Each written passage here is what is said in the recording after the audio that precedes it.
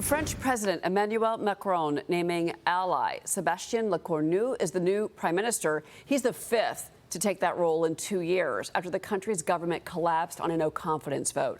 The previous prime minister was forced to resign after that vote, critics noting his failure to pass cost-cutting measures to address the country's skyrocketing debt. The International Monetary Fund reporting France spends the highest of any country in Europe, nearly 55% of the country's GDP. Lecornu will take office today as protesters have taken to the streets. They are expected to disrupt transportation, education, and other services. Joining us now is French Ambassador for International Investments, Pascal Cagni. Sir, thank you so much for being here. Thank you for welcoming me on that special day. It is a very busy day in Paris right now. It's midday there, and you're saying that there are thousands of protesters right now on the streets of Paris. There is thousands of protesters on the street. They were taken care of by in excess of 80,000 policemen.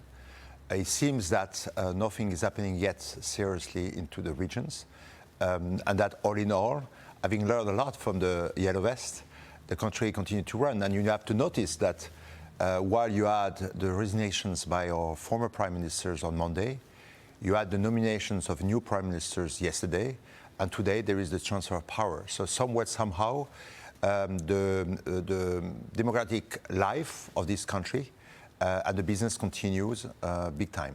Emmanuel Macron came in 8 years ago, and he wanted to obviously, cut regulation, cut spending, and by all accounts, it seems that he's failed at that. Is this the nail in the coffin for Emmanuel Macron, do you think? No, you can always look at the half empty and half full glass. The truth of the matter is the country has been for 6 consecutive years in a row the most attractive countries of Europe. We had what we never had for 2 decades, a GDP growth which is much higher than the rest of Europe. We had basically flexing up the workload, which were actually extremely heavy. We also simplify and reduce the tax. And all in all, you've got a country today which is becoming clearly the hub for artificial intelligence. I've been attracting a lot of the finance business out there and continue to reindustrialize. Now, what is clear is that due to the COVID, the Yellow Vest, and overall the geopolitical stance, we had the stand to basically be very heavy on public money. Never forget that on the COVID, France do have one record, which is actually the lower level of deaf people during the COVID related to the populations. These are the costs. Maybe also the idea of going back and giving back some purchase power to the individuals after the Yellow Vest, a much needed, apparently, request, costs money. So we need to review our welfare state. It's well understood, but you've got 3 blocks. You've got 3 blocks, and at the opposite of Italy, back in March 2018, none of the extreme right and the extreme left wants to govern together. So we need to find this middle ground, which hasn't been something that France has been doing for 40, 50 years. For economics, that's a difficult road, and we see that in this country as well from an investment side. But, France does have ballooning debt. We have to mention that. It does still remain, to your point, it remains one of the top European countries for foreign investments. You just said that. But France is second to Luxembourg, collecting nearly $34 billion in foreign money in 2024. Foreign money. Luxembourg, $106 billion, Spain, $30 billion, and then Italy, nearly $25 billion. So what is happening with France's debt problem? Matthew Dalton writes this in one of our leading papers, the Wall Street Journal: Macron's reward for cutting French taxes, sluggish growth, and a political crisis.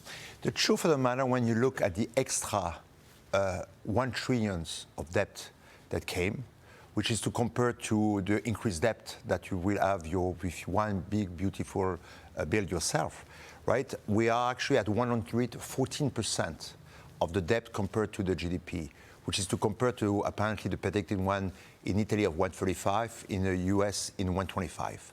So we all have, generally, the Western world, a big issue with debt. And we're not negating that.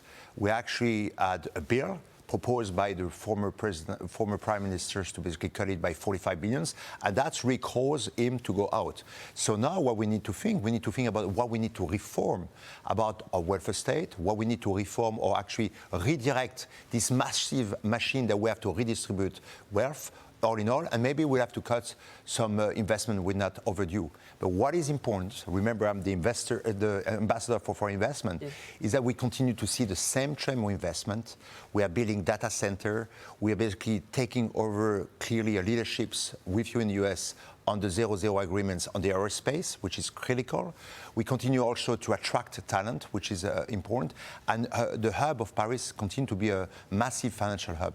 So when you want to go after the 450 million consumer market of Europe, France remains the place to come. Okay, Adam, what do you make of all of this? Well, here's the one thing I can't understand. You talk about growth, which is wonderful. You talk about lower inflation, wonderful. A home for AI, wonderful. I can't understand with all of that, because we as Americans vote with our pocketbooks, why is it that there have been 5 prime ministers in 4 years?